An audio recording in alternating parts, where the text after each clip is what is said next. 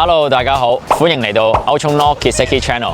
咁今集咧係我哋第一集喺戶外度拍，你睇下今日仲要落雨嘅，所以提一提大家唔好話落雨就唔練波啊。咁今集咧最主要咧係會教翻大家個人少少嘅個人技術。我覺得有幾種係我喺日本學到最主要嘅個人技術，想同大家分享。咁而家開始啦。好，咁嚟到第一個想教大家嘅訓練就係控球啦。咁日本其實你如果有睇開日本波，佢哋係唔會做多餘嘅動作嘅，所以最基本先係最難嘅，所以就係兩腳波。喺呢個框框入邊咧，嗰陣時我日本咧就成日練完波就同我哋加操，就係練呢個 game 咯，當一種 game 咯，即係一個咁細嘅框框入邊之後，佢一俾個波，我就用兩腳咯，就會控一腳之後就俾翻出去咯。技術好嘅，你可以淨係用右腳先咯，之後再淨係用左腳咯。所以今次我就用最簡單啲先，就左右腳咯。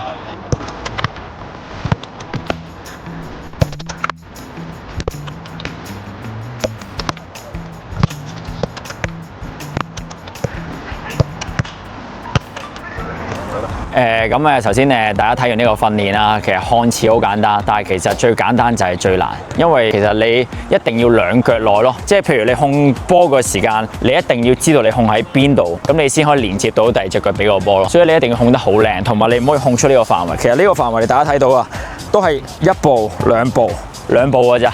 全部兩步，所以點樣喺一個好狹窄嘅環境下可以控制個足球之後再俾出去，咁呢個就係個訓練最主要想學到嘅嘢，呢個就係嚟啦。咁之後再教大家呢就係控球，咁會分3個程度嘅。第一個程度個波可能呢度啦，我會踢上嚟呢度呢個位度再控落嚟，但係唔會跌落地下個足球。咁之後第二個程度再高啲啦，可能咁第3個程度就盡力踢上去啦。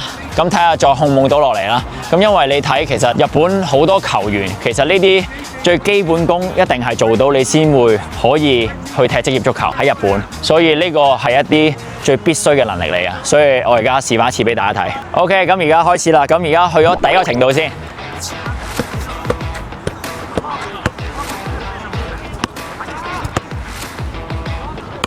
OK， 咁而家開始第二個程度就會高啲咯。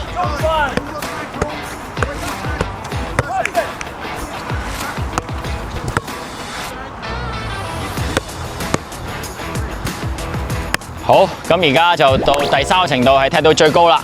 咁睇下 O 唔 OK？ 咁我會盡我能力踢到幾高得幾高，之後就睇我控唔控到落嚟啦。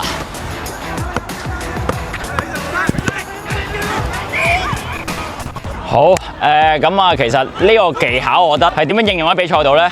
主要我覺得係等人哋係解圍個波喺高空嗰陣時，你點樣去 control 翻個波落嚟？因為其實喺一啲高水平嘅比賽度。佢唔會話我一有危險話喺壓迫嘅情況下就會踢走個波，係一定要攞翻落嚟嘅。如果你去夾硬踢走個波呢，即係喺日本嗰度一定係覺得你唔係話太高水平嘅球員咯。所以練呢一個就要證明到你係一個有能力嘅球員。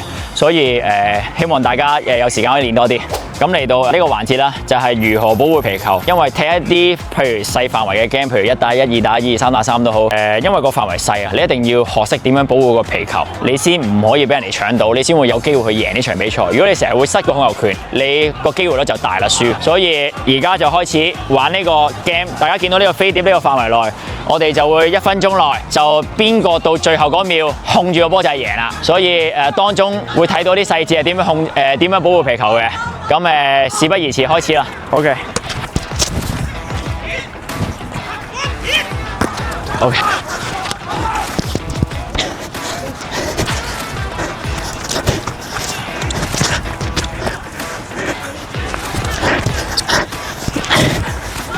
最後呢隻 game 啊，大家先都睇到而家仲喘緊氣啊，所以大家都係真力。因為其實我可以講少少技巧俾大家。如果頭先你有睇段片咧，其實譬如個波喺呢度，我唔一定喺個波附近呢度去保護波，因為其實最主要係唔俾佢接觸到個波啊嘛。所以我哋可以最好嘅距離係譬如1步2步呢個範圍，咁得住佢。其實我哋嘅目標係佢啊嘛，係唔要俾佢攞到我哋個波啊嘛。所以一直要知道佢喺邊度。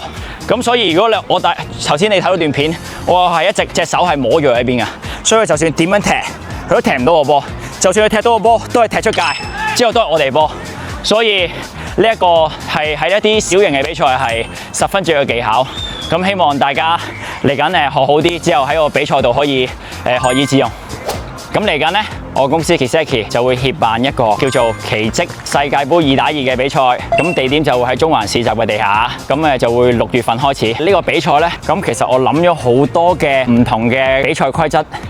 俾大家去參加嘅，大家嘅觀眾頭先有睇，會教咗呢幾個技術啦，可以應用翻喺呢個比賽度嘅，所以希望大家努力啲，練好啲，咁我哋大家到時見。最後希望大家記住 CLSS 我，咁下集見。